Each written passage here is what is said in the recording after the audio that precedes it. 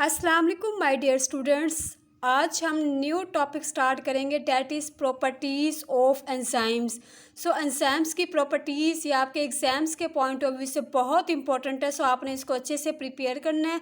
Almost ये question जो है 3 से 4 मरतबा रिपीट हो चुके हैं। सो फर्स्ट आपके पास आती है that is catalytic property. Catalytic का मतलब होता है कि किसी भी चीज़ की ब्रेक डाउन करना। एंजाइम्स का काम क्या होता है कि किसी भी केमिकल रिएक्शंस को बूस्ट अप करना, स्पीड अप करना, फास्ट करना। बॉडी के अंदर मोस्टली केमिकल रिएक्शंस क्या हो रहे होते हैं, देखें जो भी चीज़ें आप खाते हैं चीज़ों की ब्रेक डाउन होती है बॉडी में, जो है वो आपके लिए एनर्जी प्रोड्यूस करती है। एंजाइम जो है वो केमिकल रिएक्शन जो कि बॉडी में 1 घंटे के अंदर होना था, एंजाइम जाके इसकी हेल्प करता है और इस केमिकल रिएक्शन को आधे घंटे के अंदर करवा देता है। बेसिकली एंजाइम्स ने क्या किया, एंजाइम्स ने काम करने की स्पीड को तेज़ कर दी है, लिहाजा कम टाइम में आपका काम कंप्लीट हो गया। आप इसको सिंपली इस तरह से भी समझ सकते हैं। सपोज करें कि आपने कोई फ्रूट खाया है, आपकी बॉडी के अंदर प्रॉपर एंजाइम्स मौजूद हैं। वो फ्रूट को पहले ब्रेक डाउन करने में आधा घंटा लगता है। लेकिन अगर आपकी बॉडी के अंदर प्रॉपर एंजाइम्स होंगे तो क्या होगा, जो फ्रूट आपने खाया है वो तकरीबन 15 मिनट में डाइजेस्ट हो जाएगा। फिर क्या होगा, आपको पता है कि जब भी किसी चीज़ की ब्रेक डाउन होती है तो एज ए रिज़ल्ट एनर्जी मिलती है। Small amounts of enzymes can catalyze the large amount of substrate in biological reactions. ये क्या करते हैं कि अगर बहुत थोड़ी सी मिकदार में भी आप एंजाइम इस्तेमाल करेंगे तो क्या होगा, ये बहुत बड़ी मिकदार में सबस्ट्रेट को जो है तोड़ने की सलाहियत रखता है। फॉर एग्ज़ाम्पल ये आपके पास शुगर के मॉलिक्यूल्स हैं और ये आपके पास एंजाइम्स की थोड़ी सी मकदार इस सबस्ट्रेट को तोड़ने की सलाहियत रखता है। That is called catalytic property. उसके बाद है एग्जाम्पल में क्या है, that is sucrase enzyme in its small amount easily catalyse the hydrolytic reaction of the sucrose. आप आइडेंटिफाई कर सकते हैं कि जिसके एंड में ASE आता है उन्हें आप कहते हैं एंजाइम। सुक्रोज का स्पेशल एंजाइम कौन सा हुआ, डैट इज़ सुक्रेज एंजाइम्स। अब आपको पता है कि जो सुक्रोज होती है इसको आप टेबल शुगर कहते हैं। जो आम घरों में आप चीनी का इस्तेमाल करते हैं, लाइक एस बिस्किट हो गया, चाय हो गई, जो है केक हो गया। आप सिंपल शुगर का जो यूज़ करते हैं डैट इज़ टेबल शुगर, जिन्हें आप सुक्रोज कहते हैं। सुक्रोज बेसिकली 2 कंपोनेंट से मिलकर बनता है, that is glucose and fructose. अब सुक्रोज आपको पता है ये डाइसेक्राइड है। डाइसेक्राइड बेसिकली 2 शुगर मॉलिक्यूल्स पर कंसिस्ट करते हैं। ये आपकी बॉडी में, क्योंकि ये बड़े शुगर मॉलिक्यूल्स है, ये आपकी बॉडी में एज एब्जॉर्ब नहीं होता। लिहाजा जैसे ही आप सुक्रोज को खाते हैं तो फिर क्या होता है कि सुक्रेज एंजाइम्स आता है और उसको तोड़ता है और ये किस में कन्वर्ट कर देता है, डैट इज़ सिंपल शुगर के अंदर। ठीक हो गया। उसके बाद अगला आपके पास आता है डैट इज़ सॉल्युबिलिटी। इसकी सॉल्युबिलिटी कैसी होनी चाहिए, आपको पता है कि एंजाइम्स मोस्टली सॉल्युबल होते हैं वाटर के अंदर, क्योंकि हमारी बॉडी का जो तकरीबन 90% हिस्सा होता है वो वाटर पर मुश्तमिल होता है। Enzymes are mostly soluble in water and dilute alcohol solution. Dilute का मतलब होता है पतला, अल्कोहल कम हो और पानी की मिकदार ज़्यादा हो, that is dilute alcohol solution. Enzymes हमेशा वाटर में सॉल्युबल होते हैं और डाइल्यूट अल्कोहल अगर आप जो है उसमें पानी की मिकदार ज़्यादा कर देंगे तो अभी ये डिसॉल्व हो जाएंगे। अगर आप पानी के गिलास में रेत डाल दें, सैंड डाल दें तो क्या होगा, वो प्रेसिपिटेट हो जाएगा, नीचे बैठ जाएगा। वो डिसॉल्व नहीं होगा। Enzymes can precipitate in the following solvents. Precipitate का मतलब होता है नीचे बैठ जाना, सेडिमेंट हो जाना। वो कौन से हैं जो कि सेडिमेंट हो जाते हैं, जो डिसॉल्व नहीं होते। First one that is concentrated alcohol.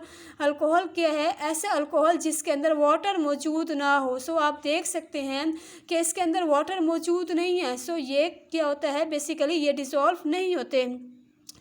उसके बाद है अमोनियम सल्फेट, इसके अंदर भी वाटर मौजूद नहीं है, ये भी डिसॉल्व नहीं होते। उसके बाद है ट्राइक्लोरो एसिटिक एसिड, आप देख सकते हैं इसके अंदर भी एसिटिक एसिड है लेकिन वाटर तो मौजूद नहीं है। फिर ये क्या होगा, ये भी डिसॉल्व नहीं होते।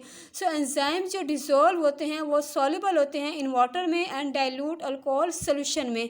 उसके बाद आपके पास अगली प्रॉपर्टी आती है, that is enzymatic property. So enzymatic property क्या चीज़ होती है? एंजाइम जो है वो किस हद तक किसी चीज़ की ब्रेक डाउन की सलाहियत रखती है, कैपेसिटी रखती है। अगर मैं आपको कहूँ कि मैं अगर बहुत ज़्यादा शुगर ऐड करती जाऊँ और मैं एंजाइम्स को कहूँ कि आप आएँ और इस शुगर को तोड़ते जाएं, फिर क्या होगा? एंजाइम्स थक जाएगा। लिहाजा बॉडी ऐसे नहीं करती, एक ख़ास हद तक इसकी ब्रेक डाउन करने की सलाहियत रखती है। सपोज़ करें अगर मैं आपको कहूँ कि आपका जो कल 3 चैप्टर का टेस्ट है, आप में से कुछ स्टूडेंट्स होंगे जो चैप्टर्स करके आ जाएंगे। अगर मैं आपको कहूँ कि हाफ बुक का टेस्ट है, हाफ क्लास भी करके आ जाएगी। अगर मैं आपके ऊपर और बर्डन डालूँ कि आपका जो है फुल बुक का टेस्ट होगा, लिहाजा आपने फुल बुक कंप्लीट करनी है, फिर क्या होगा? स्टूडेंट्स इसकी प्रिपरेशन ही नहीं करेंगे, स्टूडेंट्स याद करके नहीं आएंगे। वजह यही होती है क्योंकि ये एक लिमिट तक जो है इसकी ब्रेक डाउन कर सकते हैं। आप एंजाइम्स के ऊपर बर्डन डालते जाएंगे तो क्या होगा? एंजाइम थक जाएगा।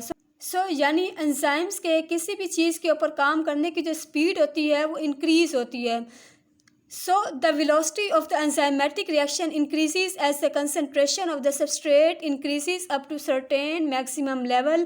यानी एंजाइम्स के किसी भी चीज़ के ऊपर काम करने की जो स्पीड होती है वो क्या होती है? बेसिकली इंक्रीज़ होती है। जैसे आप सबस्ट्रेट की मिकदार बढ़ाते जाएंगे, जितना ज़्यादा सबस्ट्रेट होगा एंजाइम्स उसको तोड़ देगा, एक हद तक काम करेगा। अगर आप बर्डन डालेंगे तो क्या होगा? वो काम नहीं करेगा। आपने ये याद रखना है। अगला आपके पास आता है डैट इज़ पीएच। पीएच क्या चीज़ होती है? That is power of hydrogen ion. PH is the negative log of hydrogen ion concentration. PH की बेसिकली कितनी टाइप्स होती हैं? That is acidic, basic and neutral. जो 7 से कम होती है डैट इज़ एसिडिक, जो 7 से ज़्यादा होती है डैट इज़ बेसिक, जो 7 होती है डैट इज़ न्यूट्रल। यहाँ पे हम पीएच की स्टडी क्यों करते हैं? क्योंकि एंजाइम्स पीएच को लेके बहुत सेंसिटिव होते हैं। इससे क्या होता है कि जो एंजाइम्स होता है कि जिस ऑर्गन के अंदर काम कर रहा होता है बेसिकली वो उसी पीएच के ऊपर काम करता है। आपको आइडिया है कि बॉडी के मुख्तलिफ ऑर्गन्स की पीएच होती है। बॉडी में ज़्यादा ऑर्गन्स की जो पीएच होती है वो बेसिकली बेसिक या अल्कलाइन होती है। एक ऑर्गन ऐसा है जिसकी पीएच जो होती है वो एसिडिक होती है, डैट इज स्टोमिक। वो क्यों एसिडिक होती है? क्योंकि आपको पता है कि स्टोमिक से एक एसिड रिलीज होता है, डैट इज हाइड्रोक्लोरोएसिटिक एसिड। वो एंजाइम जो कि स्टोमिक के अंदर रहता है, पेप्सिन होता है। ये एंजाइम बचपन से मैदे के अंदर रहता है क्योंकि इसने शुरू से एसिडिक पे काम किया। अगर आप जो है इस एंजाइम्स को उठा के स्मॉल इंटेस्टीन के अंदर डाल देंगे तो क्या होगा? वो डीएक्टिवेट हो जाएगा। अगर आप किसी की पीएच को उठा के किसी और की पीएच में डाल देंगे तो क्या होगा? वो एंजाइम्स काम नहीं करेगा, लिहाजा वो डीएक्टिवेट हो जाएगा। ये आपके पास स्केल है पीएच का। जो 0 से 14 होता है, ठीक है। 0 से जो 7 से जो कम होगा वो आपकी एसिडिक नेचर होगी, जबकि जो 7 से ज़्यादा होगी वो बेसिक या अल्कलाइन नेचर की होगी। और जो कॉर्नर्स होते हैं वो आपके स्ट्रॉन्ग एसिड होते हैं, क्योंकि आप ये देख सकते हैं ये एसिडिक की तरफ मूव कर रहा है, डैट इज़ स्ट्रॉन्ग एसिड। ये बेस की तरफ जा रहा है, डैट इज़ स्ट्रॉन्ग बेस। जो दरमियानी चीज़ें होती हैं वो वीक होती हैं, जो कि 7 तक पहुँचते पहुँचते ये न्यूट्रल हो जाती हैं। अगर मैं आपको एग्जांपल दूं कि इसमें से मुझे बताएं कि स्ट्रॉन्ग एसिड कौन सा है और स्ट्रॉन्ग बेस कौन सा है। फॉर एग्जांपल आपके पास एक है 9 और एक है 12। अब आप मुझे बताएं इसमें से स्ट्रॉन्ग बेस कौन सा है।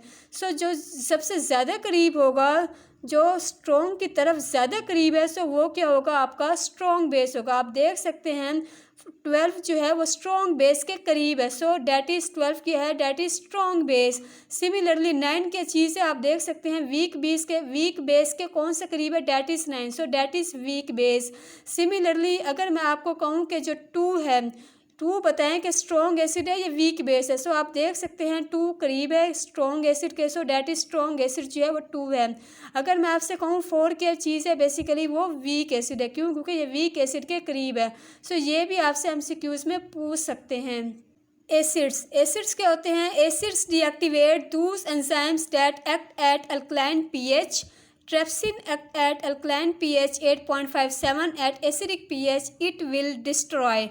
सो वो एंजाइम्स जो अल्कलाइन पीएच के ऊपर काम करते हैं, अगर आप अल्कलाइन पीएच को उठा के एसिडिक में डाल देंगे तो क्या होगा, एसिडिक की जो पीएच होगी तो क्या होगा, वो डिस्ट्रॉय हो जाएगा। आपको पता है जो ट्रिप्सिन बेसिकली क्या है, एक एंजाइम है जो कि पेनक्रियास से रिलीज़ होता है। सो इसकी जो पीएच होती है वो 8.57 होती है। अब ये बेसिक नेचर है, अल्कलाइन नेचर है। अगर आप इस अल्कलाइन नेचर को उठा के किसी और पीएच में डाल देंगे तो क्या होगा, ये डीएक्टिवेट हो जाएगा। सिमिलरली बेसिस में क्या होता है, basis deactivate those enzymes that act at acidic pH. Pepsin act at acidic pH 1 से 2, so alkaline pH it will destroy. ऐसे एंजाइम्स अगर आप जो है एसिडिक पीएच को उठा के बेस के अंदर डाल दें तो क्या होगा, ये डीएक्टिवेट हो जाएगा। आपको पता है कि एसिडिक जो है बेसिकली स्टोमिक से रिलीज़ होता है। सो स्टोमिक की जो पीएच वैल्यू होती है वो 1 से 2 होती है। इसकी जो नेचर होती है वो एसिडिक होती है और इसमें से जो एंजाइम रिलीज़ होता है डैट इज़ पेप्सिन रिलीज़ होता है। सो अगर आप इसकी पीएच को उठा के किसी और पीएच में डाल देंगे या स्मॉल इंटेस्टाइन के अंदर डाल देंगे, पेनक्रियास के अंदर डाल देंगे तो क्या होगा, वो डिस्ट्रॉय हो जाएगा। ठीक हो गया। सो उसके बाद अगली आपके पास प्रॉपर्टी आती है डैट इज़ टेम्परेचर। टेम्परेचर का बॉडी पर क्या इफेक्ट होता है, देखें क्योंकि एंजाइम्स हमारी बॉडी के अंदर वर्क परफॉर्म करते हैं, क्योंकि ये बायोलॉजिकल रिएक्शन में पार्टिसिपेट करते हैं। बॉडी का जो नॉर्मल टेम्परेचर होता है वो 37 डिग्री सेंटीग्रेड होता है। सो एंजाइम्स नॉर्मल बॉडी के ऊपर बेस्ट काम करते हैं, जो हमारा हाइपोथैलेमस होता है बॉडी के टेम्परेचर को ये क्या करता है, बेसिकली नॉर्मल रखने की कोशिश करता है।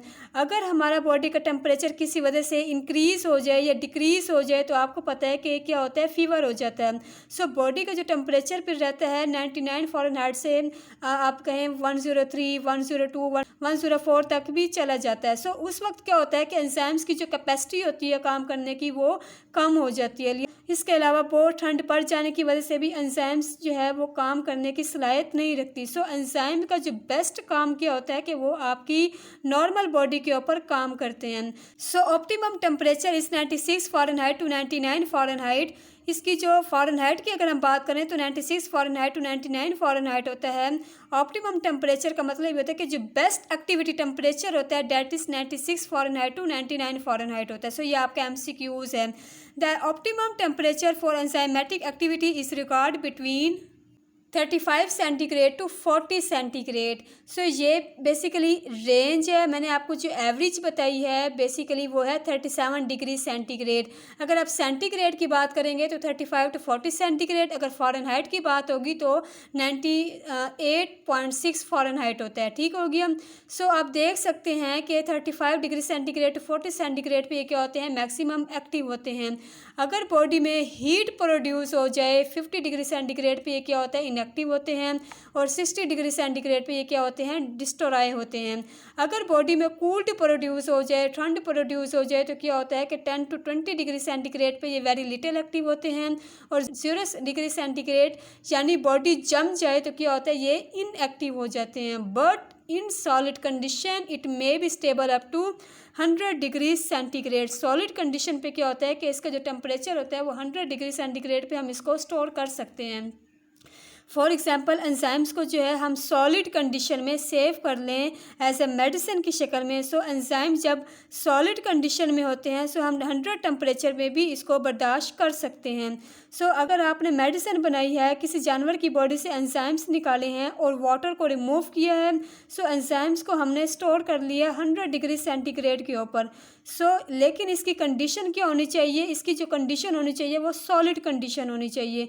सो आप देख सकते हैं कि यहाँ पे किस तरह से हैं बेसिकली, क्योंकि बॉडी के अंदर है सो वाटर भी मौजूद है। और जब वाटर मौजूद है तो इसका मैक्सिमम टेम्परेचर है वो कितना होता है, that is 37 degree centigrade. So body के अंदर एंजाइम किस टेम्परेचर पर काम करता है याद रखिएगा, डैट इज़ 35 टू 40 सेंटीग्रेड के ऊपर ये वर्क परफॉर्म करता है। आई थिंक सो आपको आज का लेक्चर समझ आ गया होगा। अगर इससे रिलेटेड कोई क्वेश्चन है या कोई इशू है सो वो आप क्वेश्चन कर सकते हैं। मैं कोशिश करूँगी कि मैं आपको सेटिस्फैक्ट्री आंसर कर सकूँ। आई होप ये वीडियो आपके लिए बेनिफिशियल रहा होगा। अगर आपको वीडियो पसंद आती है, वीडियो अच्छी लगती है so please like and share this video and subscribe my channel. Thank you so much. अल्लाह हाफिज़।